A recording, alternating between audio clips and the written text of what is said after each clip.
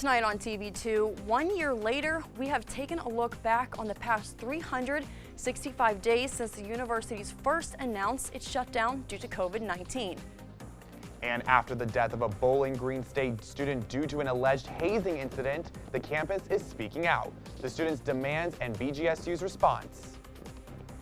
And making national headlines today, the third round of stimulus checks could be going out as soon as the end of the week, as part of the COVID stimulus bill passed by the House just today. And after over a year when the controversial heartbeat bill came into effect, it's making headlines once again. All this and more as TV2 News starts right now.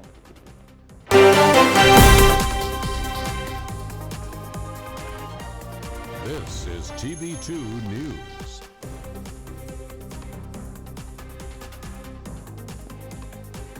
Good evening, Kent State, and thank you for joining us. I'm Gianna DaPra. And I'm Troyano.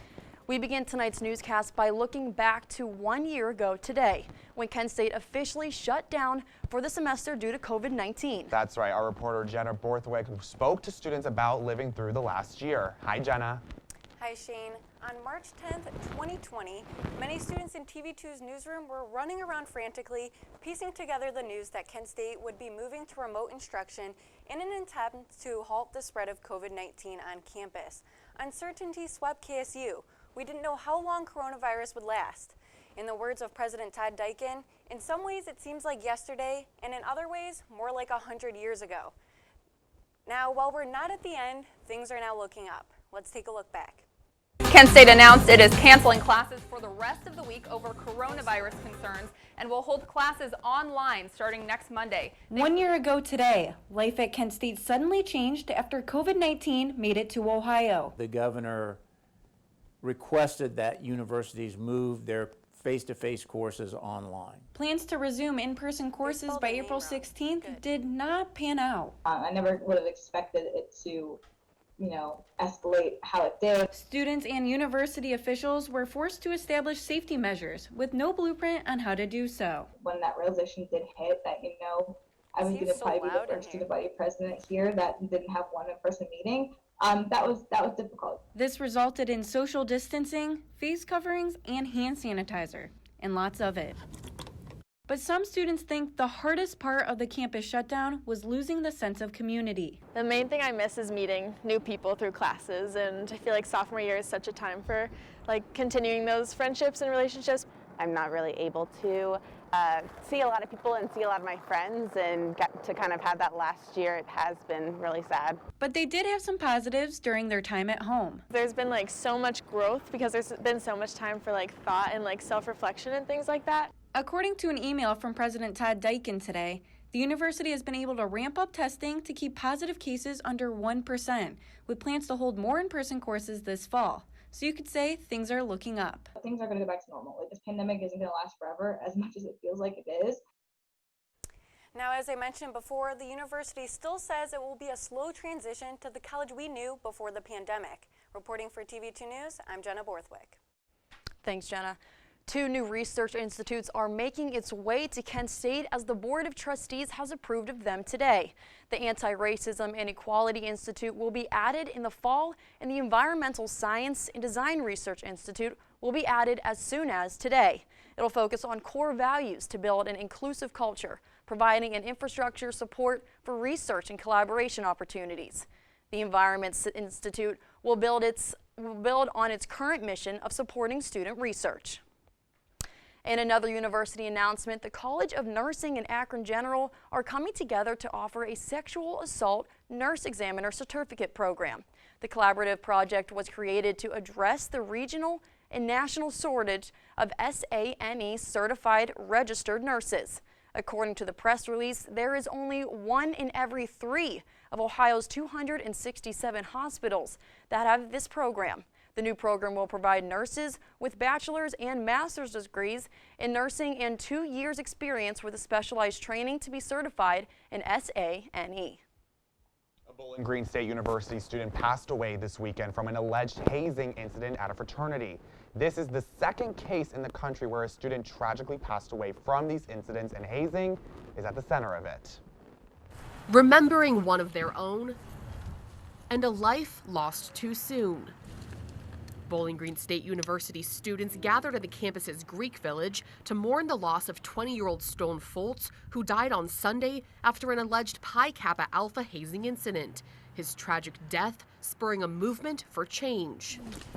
Dozens of students silently marched to the school president's office, demanding the permanent removal of Pi Kappa Alpha, for the school's Greek life advisors to step down, and for a better reporting system with more accountability to protect students. And I think that there needs to be an anonymous way of reporting when things happen, because people are so afraid of that retaliation and they're afraid of being silenced. The protest, a demonstration that they will be anything but.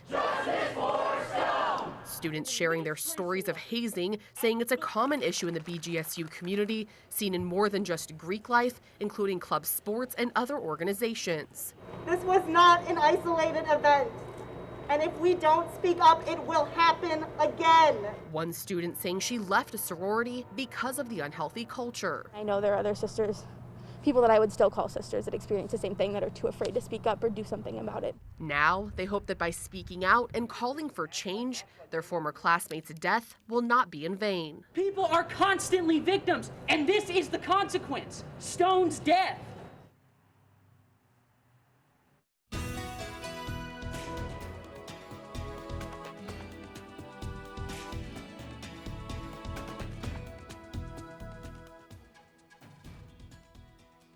Good evening, Portage County. I'm Nathan Welsh with your Wednesday weather forecast.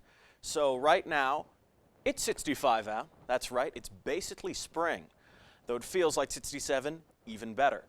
Dew point at 35, humidity at 31%. We're getting into that nice spring weather. Wind from the south at 15 miles an hour and visibility out to 10 miles. Now looking across northeast Ohio, again, temperatures in the 60s. We got all the way up to 69 in Canton. They're very lucky. And as we look across the rest of Ohio, 70 in Athens. So we're really getting into actual warm weather. This is so cool. Now, tonight, it's going to be warm and cloudy. 58, that's warm, especially at night. So we got a sunset at 6:27, so you can actually catch that right before the end of this program. And again, we got winds from the south at 12 miles an hour. Now, that's all for now, but stay tuned. After the break, I'll have the 7-day forecast and more. Now back to the desk. Portage County residents have voiced their concerns on a new county commissioner's decision. Our reporter Marz Anderson has more. Marz? While the Portage County's Commissioner's Office vowed to return to live streaming their meetings last week, a timetable for what could happen is uncertain, and officials say it could be weeks or longer. It's shown that we're live. Portage County's Commissioner's Office voted in February to stop live streaming their public meetings. Commission President Sabrina Christian Bryant says the building where meetings were streamed will likely need a Wi-Fi upgrade totaling less than $50,000. Christian Bennett also says the Commissioner's Office has nothing to hide, but some Portage County residents think otherwise. I don't think so. I think they don't want to do the video portion because they didn't want to see people see them for, among other things, not wearing masks. Amity journalism professor and current defense attorney Tim Smith says the Commissioner's Office isn't breaking any laws by not streaming meetings. They are required to hold meetings in public. They don't have to broadcast them if they don't want to. The Ohio Open Meeting Act, part of the state's Sunshine Laws, requires public bodies in Ohio to conduct all public business in open meetings that the public may attend and observe. Due to the pandemic in April of 2020, an emergency declaration was issued to allow for meetings via teleconference, video conference, and any similar form of technology. The meeting still has to be open, and the public can attend in some fashion. And the way things are going now with mask requirements and limitations on public gatherings, people could still go to the county commissioner's meeting. Christian Bennett told the Portager, saying the commissioner's office is not required to necessarily release audio recordings, and beyond that, citizens used to pay $1 for a copy. The office is now providing free recordings, which Christian Bennett says is progress. They're having a bit of a problem right now because the brand new sheriff is submitting demands for huge amounts of money. The City of Cleveland and Summit County City Councils host their meetings via Facebook, and according to the Portager, the Portage County Commissioners meeting video that was streamed on Facebook received 2,000 views. Particularly at a time when we still don't know where this pandemic is going. So the online platform is obviously gives the public much better access to the county commissioners meetings. It's a lot easier for me to tap into a meeting if I'm sitting in my easy chair at home than it is to go down to the courthouse. Christian Bennett dismissed the suggestion of returning to the previous streaming method, with over 100 residents contacting the commissioners to oppose the decision of no longer streaming meetings. Christian Bennett told the Portager, quote, "We're not going to do it unless it's done in the proper way." They upgraded their system some time ago. The idea that their system doesn't work now or doesn't work and it would cost too much money to fix, I think is a bit of a misleading approach to this issue. TV2 reached out to the commissioners for comment but didn't receive a response. Reporting live from the Franklin Hall studio, Marz Anderson, TV2 News. The heartbeat bill that passed was over a year ago is now making its way back in the news as it has never went into effect. What this means, straight ahead. And the House just passed the $1.9 trillion COVID relief bill. What's next? Coming up as TV2 News returns in just 2 minutes.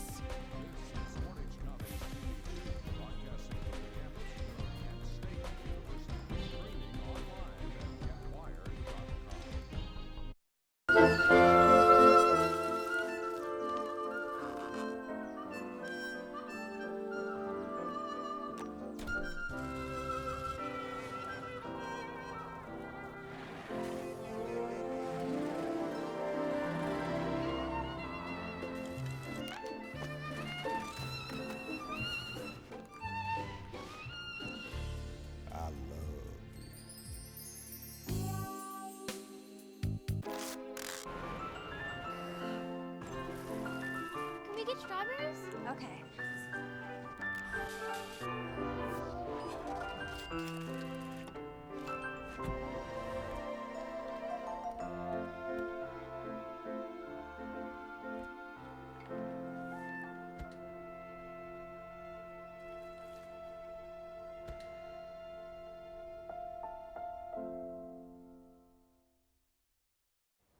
The House passed President Biden's $1.9 trillion COVID relief bill today.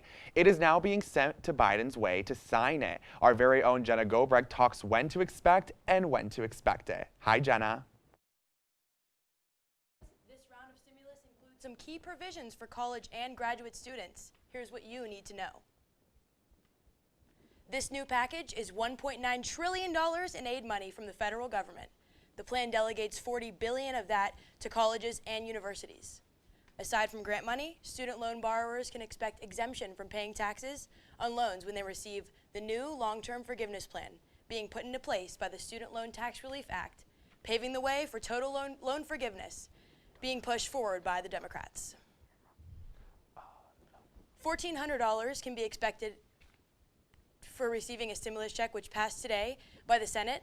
A key difference of this stimulus check compared to the previous one is that parents who still claim their college-aged children as dependents will receive a check as well, assuming their parents meet all the requirements. The House of Representatives voted to approve the relief plan, and the bill will now go to the White House for President Biden's signature.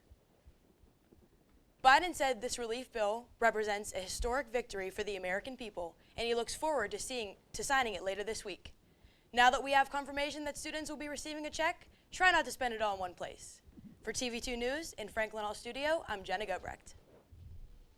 President Joe Biden is delivering his first primetime address tomorrow, commemorating the milestone of 1 year since the start of the global pandemic. He will discuss the sacrifices people have made over the past year, as well as grave the loss communities and families have suffered. This will come after Biden will likely sign the $1.9 trillion stimulus package. In 1 year, the U.S. has confirmed more than 29 million cases of COVID-19 and over 500,000 deaths. Keeping with COVID, eligible Ohioans can now sign up for the COVID-19 mass vaccination clinic in Cleveland. According to Government Mike Stewine's office, those vaccine providers that haven't yet opened their vaccine sign up for people aged 50 to 59 are now expected to have that ready tomorrow morning. Eligible people can sign up on the website at gettheshot.coronavirus.ohio.gov. And as the weather gets warmer and spring break approaches, catching the travel bug might be inevitable. But the CDC has not yet given its updated guidelines on travel just yet. Not until more people are vaccinated across the country will they make an announcement. They recommend to avoid air travel if possible. Although the industry group Airlines for America says that flying on planes is low risk because of the heavily filtered air and federally mandated mask wearing. The Senate has confirmed Ohio Representative Marcia Fudge to head the Department of Housing and Urban Development. The vote for her confirmation was 66 for and 234 against. Her confirmation comes as Congress is poised to pass new benefits for renters and homeowners who have suffered economic losses from the pandemic. And State Representative Gail Pavlia has announced that the 2022 Ohio Teacher of the Year nominations are open. To be nominated, you must hold a professional Ohio educator license, work full-time with a minimum of 5 years of teaching, and work with students at least 50% of the time. Someone will have to nominate the teacher, as self-nominations are not accepted.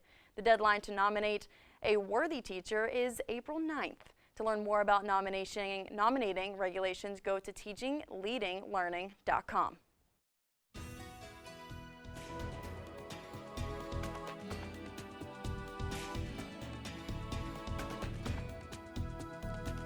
Hello again, I'm Nathan Welsh. Now back to the forecast.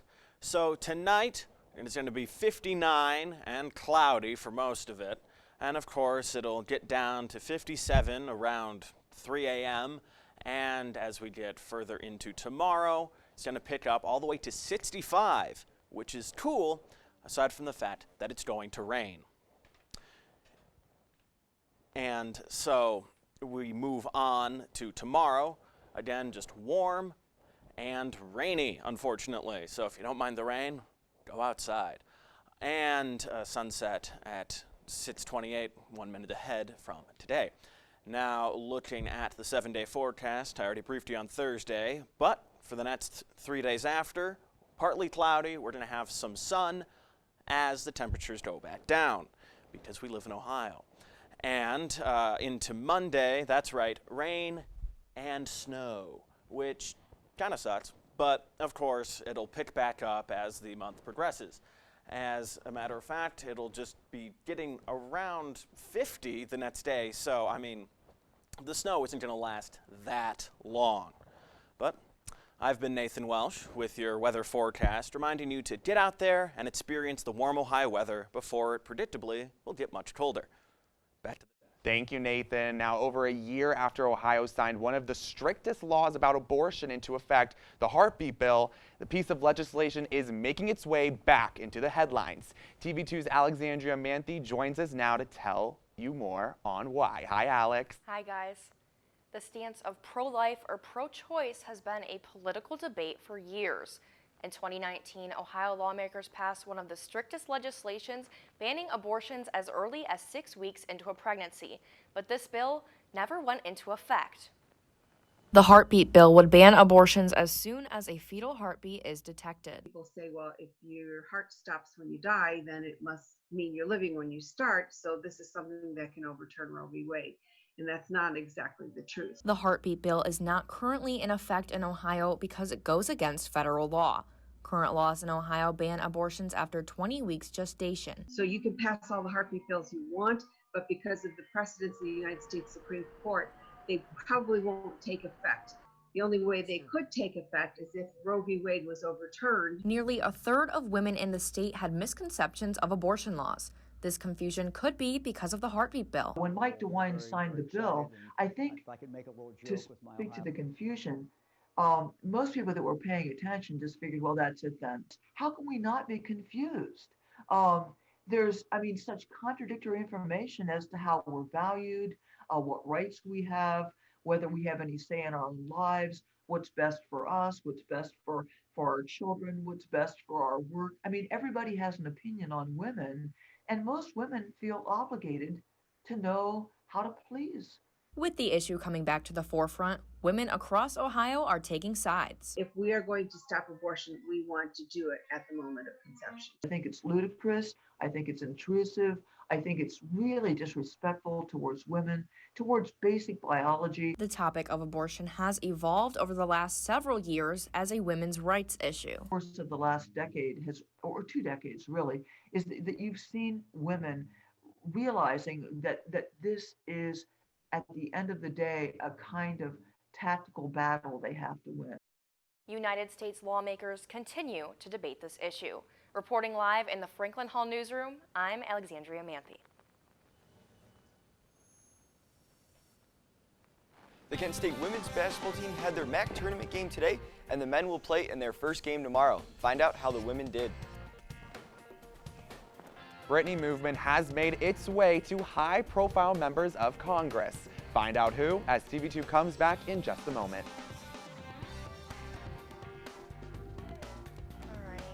I'm like nervous because I kind of started talking early. If it wasn't on. So I'm kind of nervous now that like, what if? I make learning a privilege, not a chore.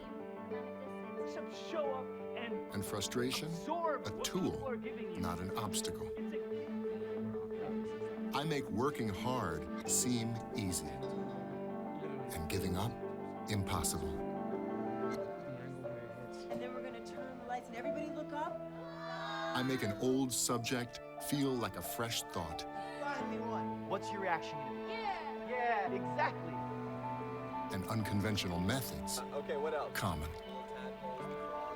This is their world. There's nothing. And then they die. Go ahead, go, go, go. I'm a teacher. I make more.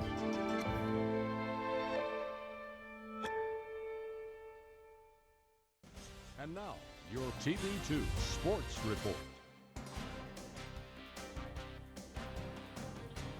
Welcome to Wednesday Night Sports. My name is Ian Herrman. We will start tonight with highlights from today's Kent MAC tournament game.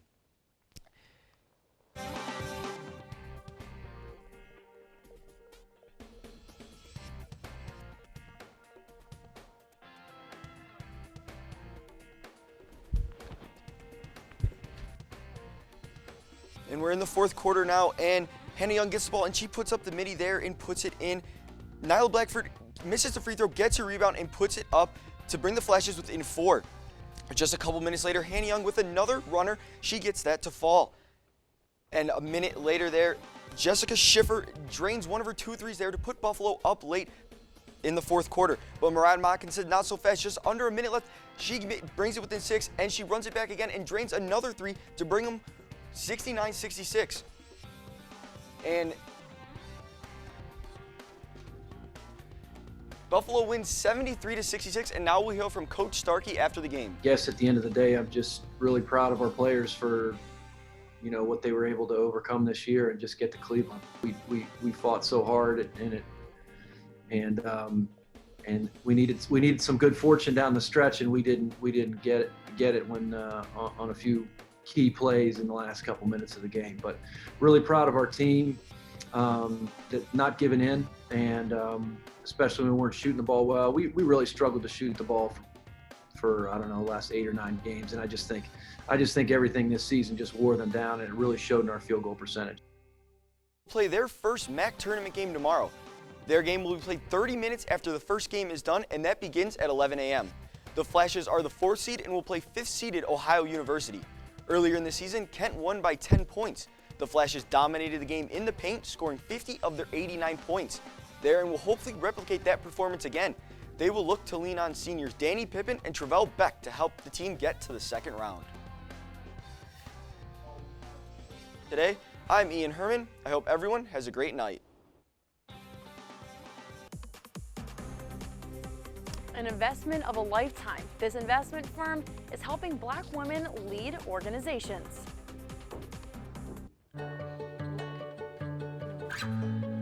Yeah, that's definitely what. I feel like Like her heartbeat is like same speed as mine. And I think we have this like deep connection, this heart connection. In her heart that there's room for me and Mom. When I'm holding her, it makes me feel calmer. It's a sensory thing. It's a thing with Asperger's. She's really good with Anya. I've seen adults react to my daughter when she has meltdowns, like she's from a different planet. And this little animal just sat next to my child and was just like, you know, it's gonna be cool. She's my superhero. Good job, kitty cat. When we adopted Lucky, we discovered all the wonderful things that make her unique. Lucky's a little bit of a lot of things, but mostly she's pure love. Welcome back, Portage County. Now, Goldman Sachs announced plans to invest $10 billion in organizations led by Black women. The initiative is called 1 Million Black Women, and Goldman Sachs says that's how many women it hopes to impact by the year of 2030. On top of the $10 billion pledged, Goldman Sachs also says it plans to spend $100 million over the next decade. This is to address both gender and racial biases that Black women face. And as the Free Britney movement sweeps across the nation, 2 Republican representatives take their stance. Representative Matt Gaetz of Florida and Representative Jim Jordan of Ohio are calling on the House Judiciary Committee to have a hearing regarding unjust conservatorships. This comes after the documentary Framing Britney Spears aired, informing the views on the legal problems and hardships the American pop star had faced through her rise to fame. Now, I'm glad it's definitely went to Congress. Like, Yeah. It feels so bad for her, but it's gone to Congress now, you know, and people, higher profile people are now kind of leading the change for that. Yeah, it's finally time for her to like show her light and everything that's happened through her life. It's just absolutely crazy and what she's going escape through. that kind of conservatorship and just kind of live the life that she Yeah. wants to live. Yeah, and I'm finally, glad, hopefully. I'm glad that it's kind of hit that higher profile. I agree, hopefully. Yeah. And But, I think that yep, so that's all we have for tonight's TV2 News, but be sure to follow us on our social media at Kent Wired and our website, kentwired.com, to stay up to date on the local and national headlines. And don't forget to tune into our entertainment show, All Systems Go, tonight at 9. I'm Shane Troyano. And I'm Gianna DaPra. Have a great night, Portage County.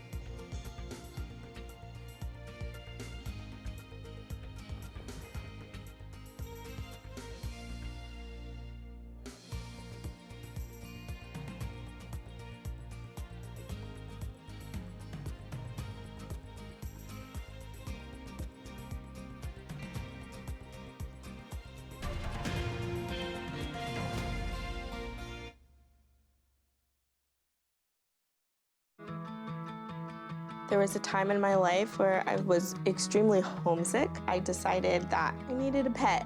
When I first saw a turtle, my heart was full. He jumped up and kissed me and like jumped right into my arms. I immediately went up to the volunteers at the shelter and said, I want him, like he's gotta come home with me. Not anything but lonely. Every day with Turtle is a perfect day and keeps me company when I'm doing schoolwork. I like it when he jumps up on the table too. He is a veggie thief. He's an incredible companion and my best friend. Can't say that I've met anybody that doesn't love him too. When I adopted Turtle, I discovered all the things that make him unique. He's a little bit of a lot of things, but mostly he's all pure love.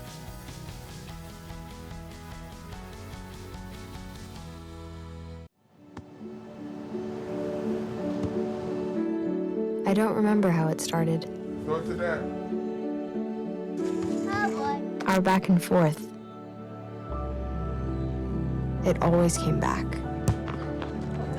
Dad! You probably don't remember what you told me, That was perfect. but I heard every word.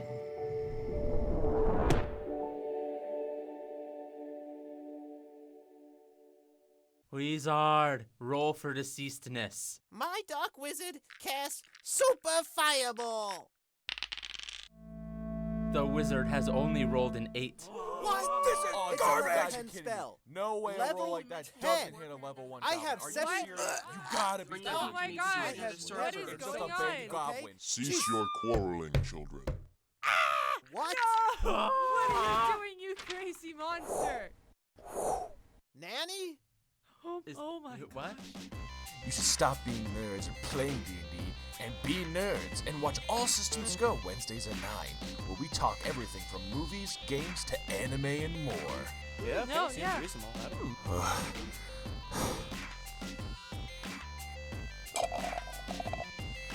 Go watch All Systems Go.